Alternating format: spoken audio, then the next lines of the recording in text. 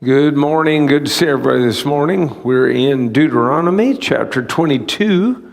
We cover about 3 chapters a week, generally speaking. So if you want to read ahead during the week and be prepared for what we're going to deal with, that's the best way to do that. We're going to do some of this area we'll read, and other parts of it we'll just summarize because we've got a fair amount of reading to do here. Start off with Deuteronomy chapter 22, verse 1. You shall not see your brother's ox or his sheep going astray, and hide yourself from them. You shall certainly bring them back to your brother. And if your brother is not near you, or if you do not know him, then you shall bring it to your own house, and it shall remain with you until your brother seeks it. Then you shall restore it to him. You shall do the same with his donkey, and so shall you do with his garment, with any lost thing of your brother's, which he has lost, and you have found. You shall do likewise. You must not hide yourself. You shall not see your brother's donkey or his ox fall down along the road, and hide yourself from them. You shall surely help him lift them up again. I love what Roger Dixon had to say in his note, and you'll see that on the slide. In loving one's neighbor as himself, one must look out for his neighbor's property. Even if one does not get along with his neighbor, he still has a responsibility to protect his neighbor's property. Failure to do such signals the downfall of society and opens the door for common thieves among neighbors. I thought that was a really good comment. And if you're like me, I was brought up to look out for the neighbors. I'll call if I see something unusual. I'll call and say, "Is everything okay?" Or is that sometimes when I leave to go off somewhere, I'll tell a neighbor that watches out after us. I'll say, "I didn't buy any furniture and I haven't sold any." So don't let anybody come to the door and get away with my stuff, So that is somewhat what you see here. Verse 5. A woman shall not wear anything that pertains to a man, nor shall a man put on a woman's garment, for all who do so are an abomination to the Lord your God. Holdcroft in his notes said Moses instructed that males and females were each to wear distinctive clothing. Transvestism characterized the cult of the goddess Ishtar. I'm not sure what goddess or god that transvestites are following today, but I can assure you it's not the God of heaven. I can do that because he'd never approved of that. And I know you're like me. I try to be kind, no matter who the person is, how they might dress or how they might act, as long as they're not hurtful to anybody.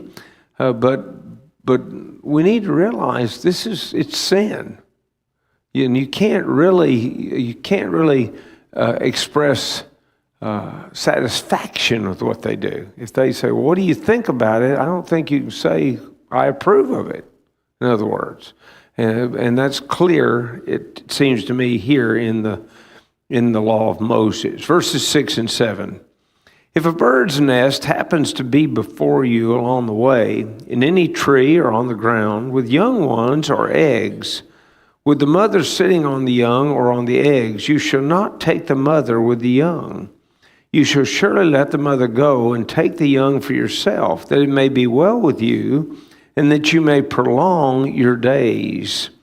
It's interesting, Kyle Delitzsch said the affectionate relation of parents to their young, which God had established even in the animal world, was to be kept just as sacred. And I read another author that said that these would be what we call game birds. So it's permissible. You have to read the various things. You can't eat a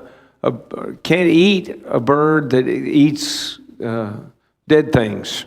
That would include eagles. Interesting enough, Buzzards, we've got plenty of examples of those around here. You can't eat them. They don't fit.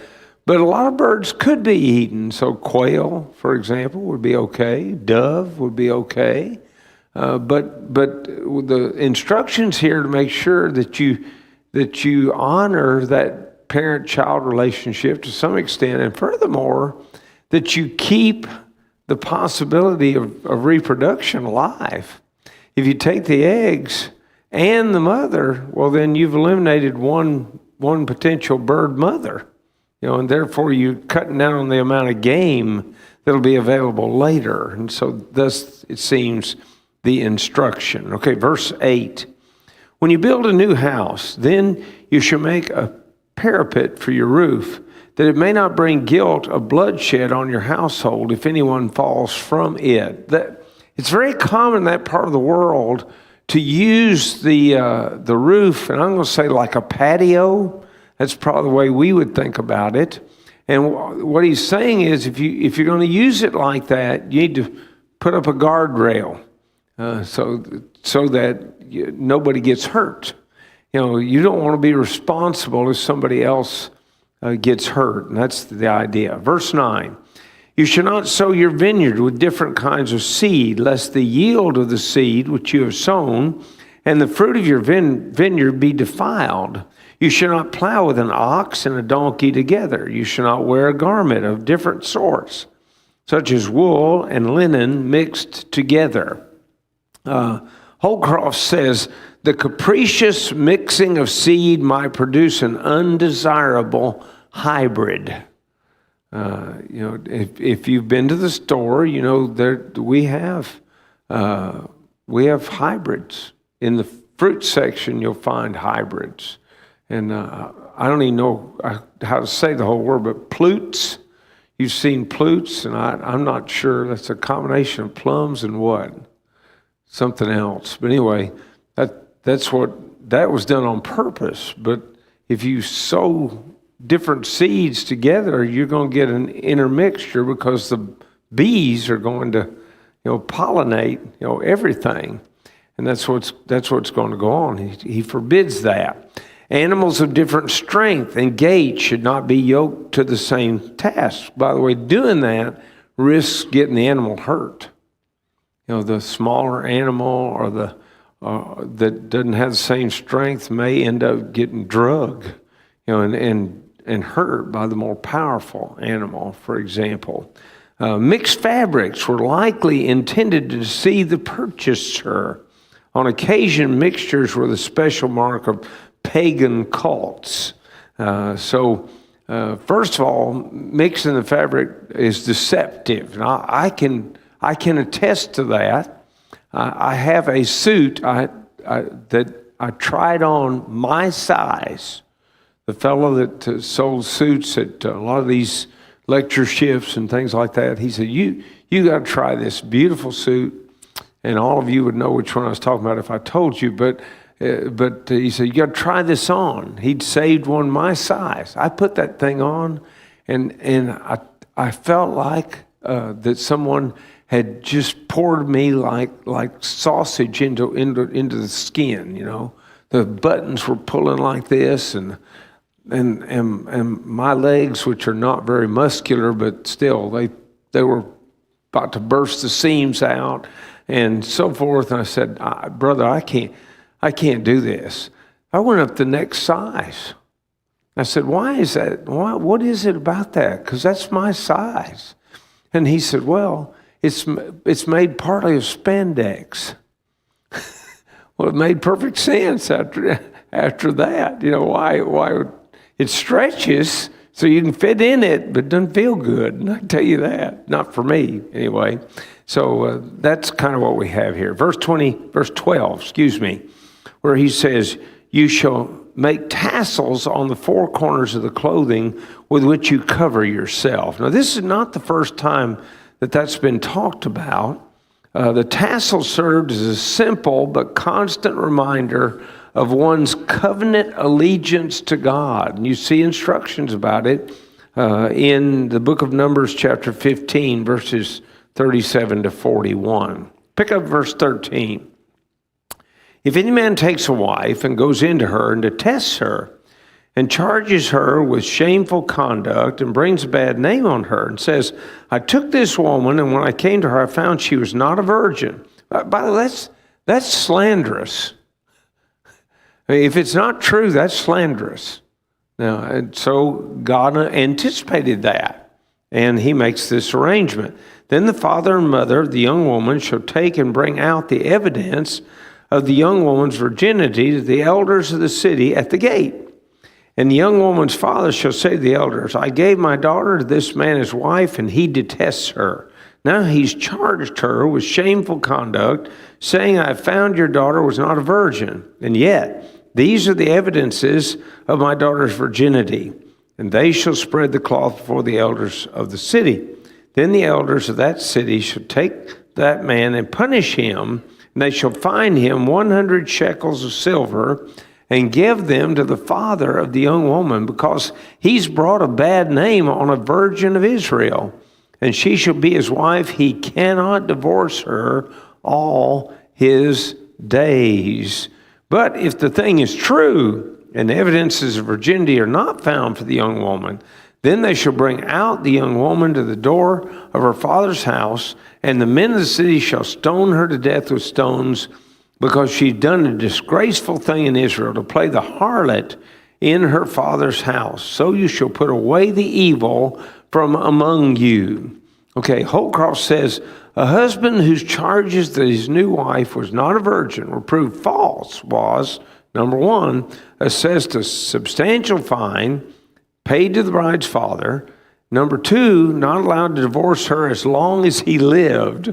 If the virginity of the woman at marriage could not be proved, however, she should be stoned. Why? Because she sinned. It's just that simple. All right, pick up at verse 22. If a man is found lying with a woman married to a husband, then both of them shall die, the man that lay with the woman and the woman. So you should put away the evil from Israel. If you remember in John chapter 8, they bring a woman that they claim was caught in the very act of adultery to Jesus.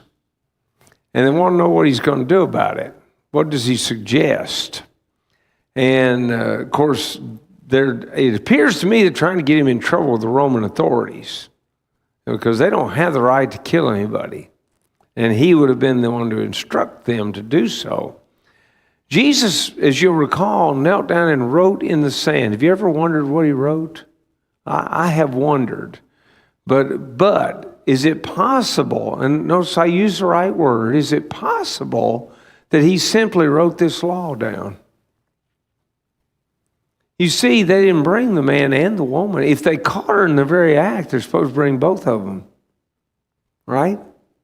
But they only brought one. And so, as you'll remember, they left from the oldest to the youngest. They left one at a time. They just left after he did that. I wonder if this is what he wrote.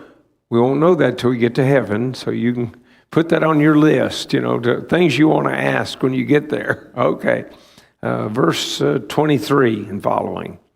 If a young woman who is a virgin is betrothed to a husband, and a man finds her in the city and lies with her, then you shall bring them both out to the gate of the city, and you shall stone them to death with stones. The young woman, because she did not cry out in the city, and the man, because he humbled his neighbor's wife. So you shall put away the evil from among you. But if a man finds a betrothed young woman in the countryside, and the man forces her and lies with her, then only the man who lay with her shall die.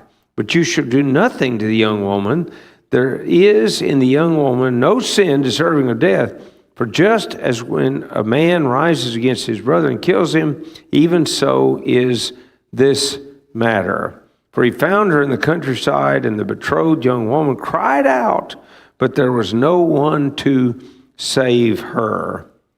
If a man finds a young woman who is a virgin, who is not betrothed, and he seizes her and lies with her, and they are found out, then the man who lay with her shall give to the young woman's father 50 shekels of silver, and she shall be his wife, because he's humbled her. He shall not be permitted to divorce her all his days. You see, what God is doing here is He's establishing very reasonable principles that they can use in judgment. In each case, it's pretty clear how these would be effective. Now, that 50 shekels of silver, that's like a dowry. He's paying the dad a dowry because he's marrying his virgin daughter, who is not a virgin, but it's because of him, because of the man. So that's what that's about. A man shall not take his father's wife nor uncover his father's bed. I'm going to read something that was said because I had to think about this one.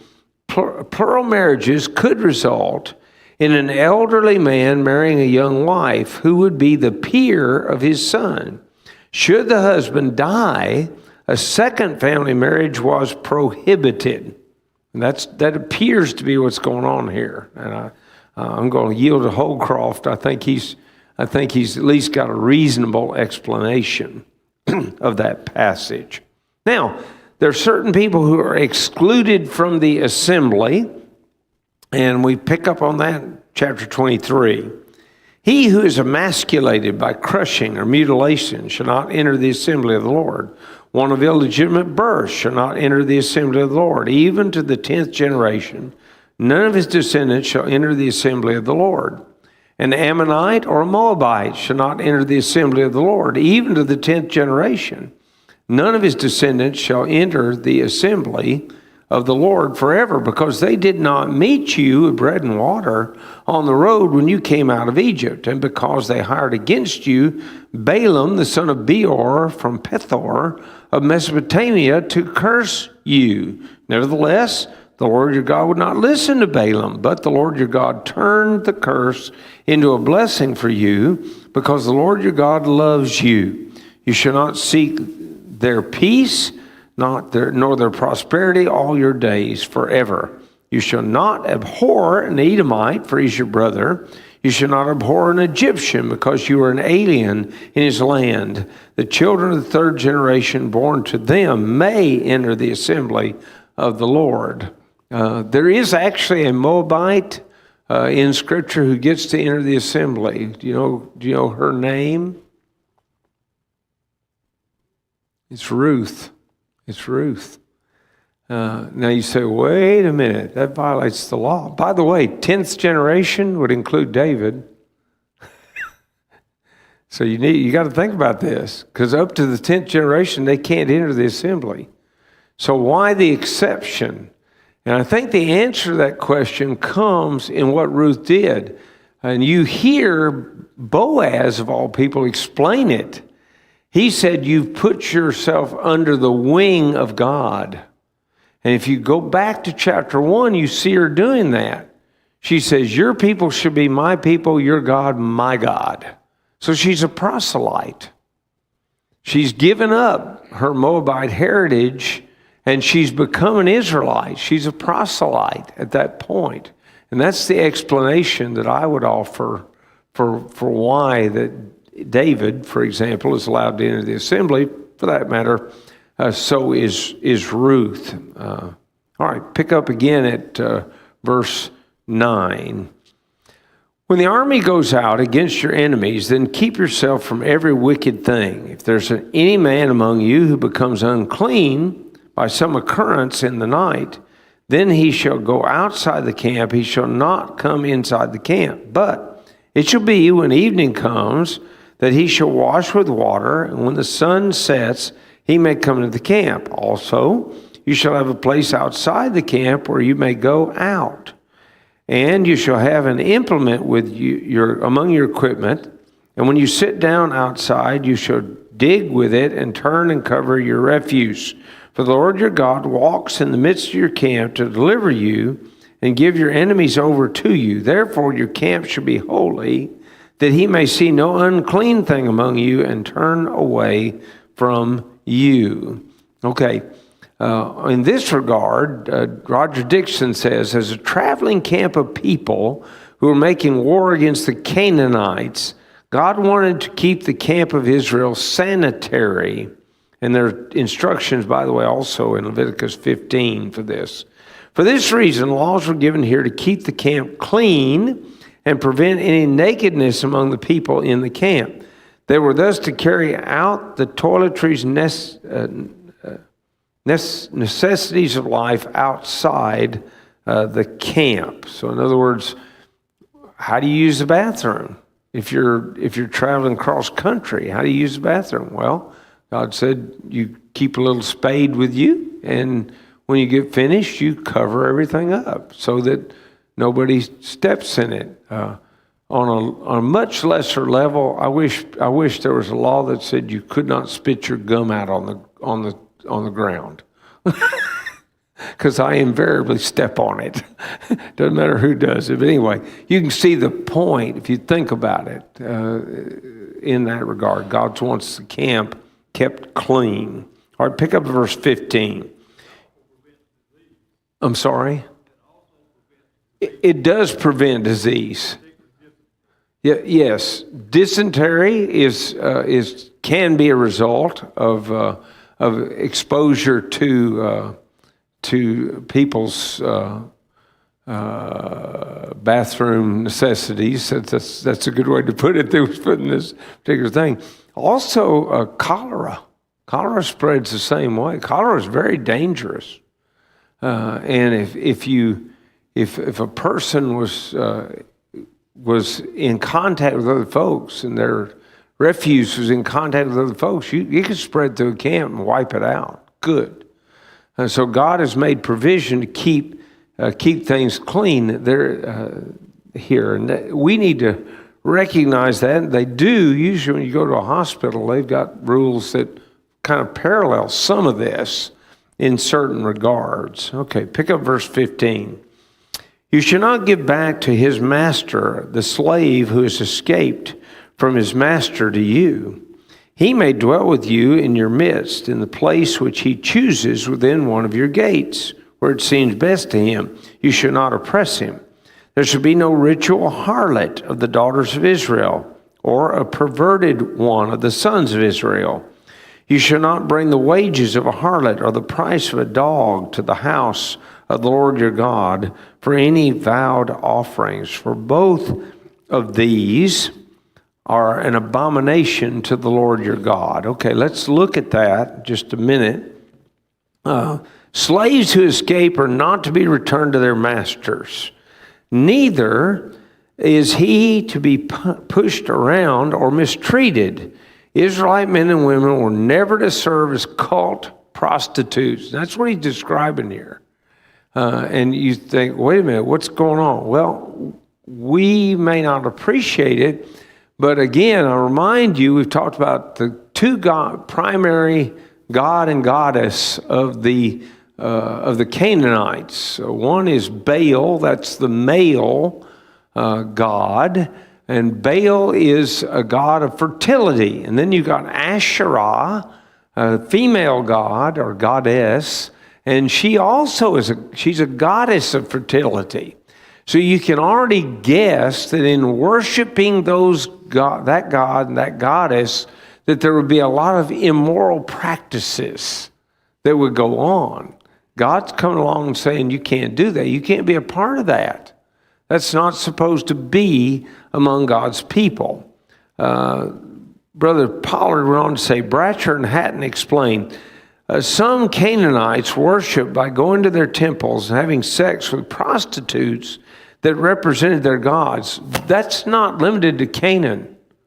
If you study Corinthian history, predating the times of the New Testament, you're going to discover that there was a period of time when they say 1,000 prostitutes served in the temple at Corinth. And thus you got a situation where to live like a Corinthian was not a compliment, just put it that way. It was very derogatory to say that about somebody. So this is not limited to the Canaanites, although it certainly did exist at that time. Additionally, money earned from such acts were not to be given as an offering to God, who finds both actions, the practice and the payment, disgusting. I want you to contemplate something. I'm not going to go into elaborate detail because we're on Deuteronomy, but I want you to think about this principle that's laid out here. From what little bit I know, my understanding, I've studied this a fair amount. I don't believe God wants his people to be gamblers. God wants us to earn our money. And I can lay that out in many, many places. Gambling is an attempt to take the other guy's money for yourself. You might say, that's not true at all. Oh, yes, it is. Because all those poor people are going in, and especially you watch what happens. Poor people going in, they're buying those tickets. And when the rich people join in and the numbers get up bigger, poor people buy more and more and more. And guess what? They don't have anything to eat. You're taking food out of people's when you gamble. Now, you can agree or disagree with that. I'm telling you what I think, and I can give you scripture for the whole thing. But now I want you to think about this. I've heard people say, laughingly, they'll say, well, I'm opposed to gambling, but if I won $1 million in the lottery, I'd give 10% to God. I don't think God would want it. I'm dead serious. I don't think he'd want it. It's money acquired in a way I don't think God would approve of. And I don't think he'd want the money. That's the principle that's laid out here in my estimation. So I think that's something we at least need to consider. I'll put it that way. I oppose pretty strongly. They brought gambling into Georgia when we lived there, and I opposed it very strongly. And I gave all the biblical reasons. They went ahead and did it, and I saw terrible things. Literally, one day I was at a convenience store. I'd pay for my gasoline, and inside there was a mother, and she had a little child. And this little girl, her clothing was almost so worn out that you could read the newspaper through it. It was almost that bad. And the little girl was tugging on Mama's clothing and asking for something to eat. And I saw that mother slap her clean across the aisle. She drove her that far with a slap. And then stepped up and bought $20 worth of lottery tickets. I had to leave. I was not happy at all. It brings out the worst in people. And it'll destroy a nation. It truly will. Don't trust gambling. I know a man he's a member of the church, made a fortune, the job he had, and he went bankrupt. You know how he did it? Betting on football. That's how he did it. Gambling is not a good thing. You're trying to get something for nothing. That's what you're trying, and God doesn't want us to get something for nothing. Work for it. Earn it. That's God's plan. Okay, briefly, I'll come down off my soapbox. I may get back up on it in a little bit. All right, verse 19, let's look at that and see what he has to say. You shall not charge interest to your brother, interest on money or food or anything that is lent out at interest. To a foreigner you may charge interest, but to your brother you shall not charge interest, that the Lord your God may bless you in all to which you set your hand in the land which you're entering to possess. When you make a vow to the Lord your God, you shall not delay to pay it, for the Lord your God will surely require it of you, and it would be sin to you. But if you abstain from vowing, it shall not be sin to you. That which is gone from your lips you shall keep and perform, for you voluntarily vowed to the Lord your God what you have promised with your mouth. When you come into your neighbor's vineyard, you may eat your fill of grapes at your pleasure, but you shall not put any in your container. When you come into your neighbor's standing grain, you may pluck the heads with your hand, but you shall not use a sickle on your neighbor's standing grain. Okay, now we got some rules here. First, do not charge your spiritual brothers interest on loans made to them. There have been brethren that have been hurt by this, by not paying attention to this, but this is a principle that God laid out to protect his people. And it's no less a principle today than it was then. Second, do not fail to pay what you vow to God. Third, do not steal grapes or grain from your neighbor's vineyard and field. All these in some way directly correspond to the eighth commandment. It's tempting to have an unhealthy relationship with money and easy to give in to such temptations, but God's people are to have a higher, better ethics. Okay, I thought that was a very good way to explain these verses. Chapter 24, you may not realize it, but it's a chapter you've heard discussed if you've studied the life of Christ, because Jesus deals with this chapter as the Pharisees come to him. So pick up verse 1. When a man takes a wife and marries her, and it happens that she finds no favor in his eyes, because he's found some uncleanness in her, and he writes her a certificate of divorce, puts it in her hand, and sends her out of his house.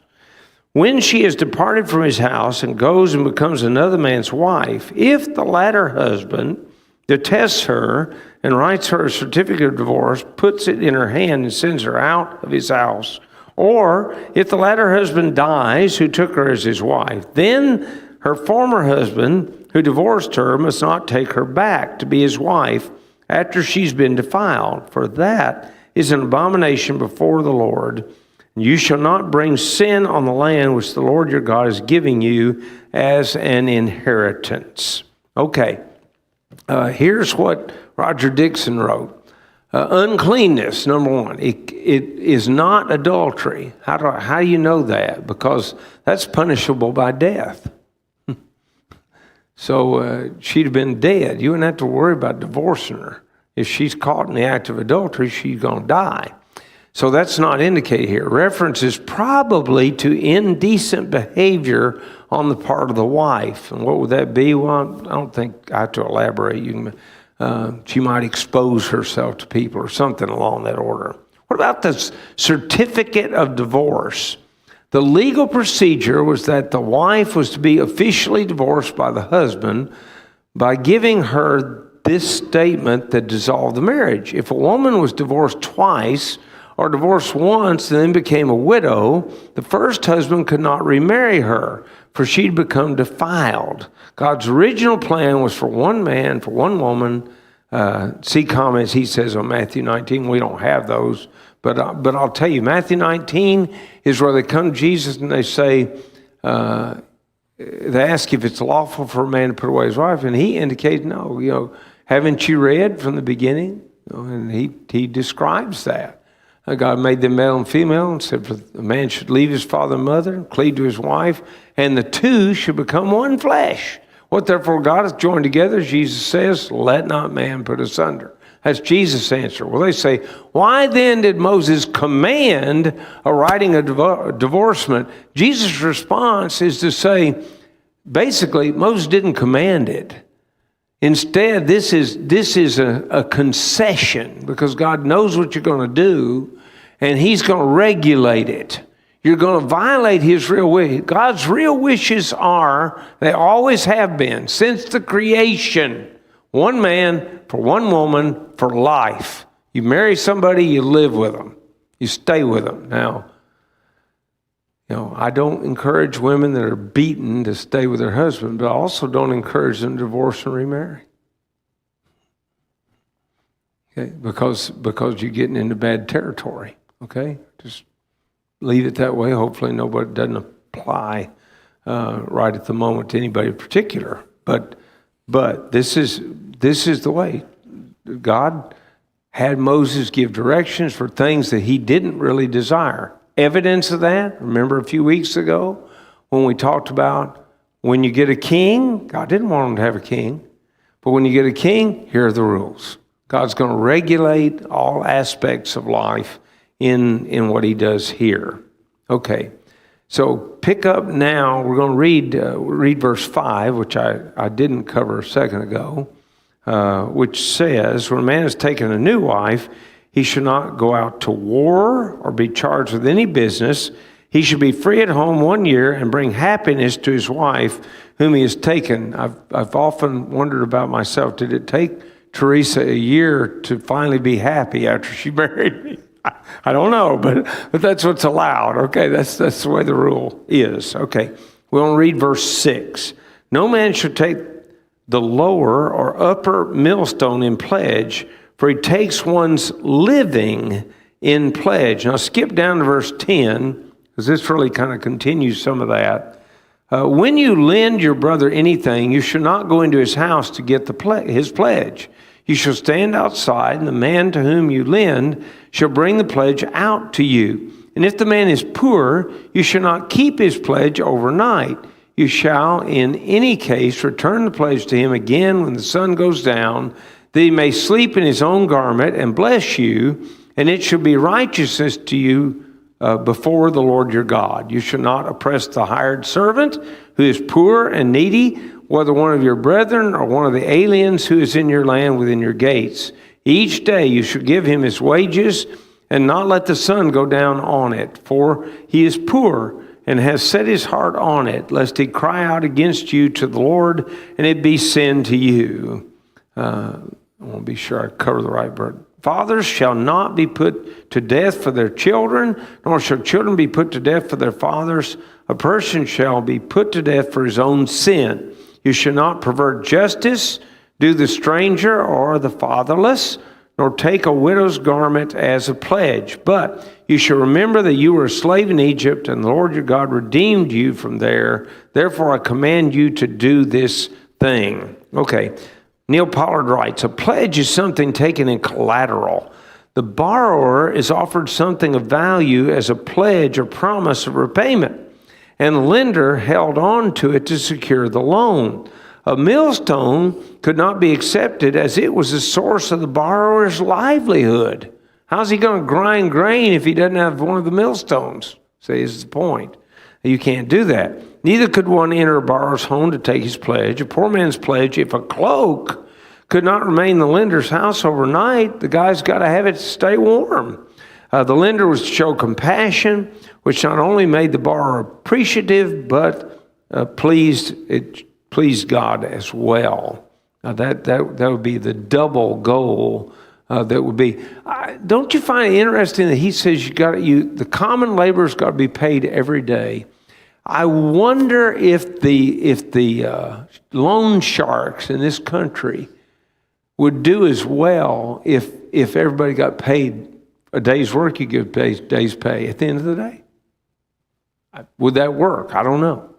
I don't have an answer for the question. I just wonder about that. Because sometimes, you get a new job, they don't pay you till the end of the second week. And that's for the first week. So how do you live for 1 week? Or really 2 weeks? How do you live? Where's the money coming from? Where's the food coming from? See? So maybe I'll reconsider and make some design to protect, I guess you would say, in that case. Okay, so let's go on. Let's look now at verse 6. No man shall take, we did that one. I'm sorry, I already did that. I've already done all of that. Pick up verse 7. I apologize. I'll fix that later. If a man is found kidnapping any of his brethren of the children of Israel and mistreats him or sells him, then that kidnapper shall die, and you shall put away the evil from among you. The laws of the God of Israel place a great value on human life. Under the judgment of capital punishment, no one was to kidnap another. My suspicion is if kidnappers were immediately put to death in this country, the kidnapping rate would go down. Just my suspicion. Now, you can disagree with me if you like. Verses 8 and 9. Take heed in an outbreak of leprosy, that you carefully observe and do according to all that the priests, the Levites, shall teach you. Just as I commanded them, so you should be careful to do. Remember what the Lord your God did to Miriam on the way when you came out of Egypt. One would be stealing the health of others who was reckless and careless regarding leprosy. The laws of prevention and isolation were to be scrupulously followed. As an added warning here, Moses reminds Israel of Miriam. Not only was she forced into quarantine for her case of leprosy, but there's tacit reminder of why she contracted the leprosy. She was insubordinate. Israel should remember Miriam as a deterrent against flouting God's appointed leaders. What are we are against flouting God's appointed leaders? What's the idea? Well, here's the biggest thing. It's simply a quarantine. It's quarantine. Now, what we've done, unfortunately, in our nation is that we have made some illnesses, we've made them off limits because they're highly limited to certain groups of people. So we made them off limits. You can't quarantine them. Well, why not? Because the spread, if you allow certain activities to continue and certain illnesses to be out in the general populace, guess what? It'll go to the whole populace. The quarantine's got a good reason. I'll never forget my little sister having mumps, meningitis, and encephalitis. First thing is, all the young interns, the second they heard what she had ran out of the room. They ran out because they didn't want to have mumps. I'll leave it at that. They just didn't want to have that. But they treated Lisa and sent her home. They didn't have a place for her in a hospital because she had three things that were pretty highly contagious, and they didn't want anybody to be exposed to it. Now, that's wisdom, like it or not. It's wisdom. It's the way it works. It's what God's laying out here. 19 to 22, same chapter. When you reap your harvest in your field and forget a sheaf in the field, you shall not go back to get it. It shall be for the stranger, the fatherless, and the widow, that the Lord your God may bless you in all the work of your hands. When you beat your olive trees, you shall not go over the boughs again. It shall be for the stranger, the fatherless, and the widow. When you gather the grapes of your vineyard, you shall not glean it afterward. It shall be for the stranger, the fatherless, and the widow. And you shall remember that you were slaves in the land of Egypt. Therefore, I command you to do this thing. Okay, frugality can be a virtue, but it can also be a vice. There's no qualifier concerning why the alien, widow, and orphan is destitute. That is, did they somehow bring it on themselves? See, you don't ask that question. The focus is on those who have and how they're to provide for those who have not. Leave any sheaves that fall in the gleaning for the poor. Leave any olives on the bough, or on the tree limb, we might say, that did not fall in beating the tree for the poor. Leave the grapes that were missed in the initial gathering for the poor. What's the motivation? The motivation of this command is one frequently stated by God throughout these instructions. You shall remember that you were a slave in the land of Egypt. Therefore, I'm commanding you to do this thing. And there's several references here, which, by the way, include this comment, I am the Lord. God has the power to do that thing. Now, again, if you want to think about a case where you see the gleaning in operation, read the book of Ruth. Because in the book of Ruth, you've got Ruth gleaning. And you may remember that Boaz told his reapers, said, every now and then, drop a bundle. And you're not allowed to go back and pick it up. Remember, you read the law here. So drop a bundle, and then Ruth could gather it up. And if you listen to what you hear Naomi say when Ruth comes home, it's pretty evident that Naomi knows you had pretty good treatment. Because the first day she comes back with an extra amount of grain. How'd she get all that? Well, Boaz kind of arranged for it, for that to happen. Ruth worked for it, but Boaz made sure that she could have a blessing. Okay, next week, Lord willing,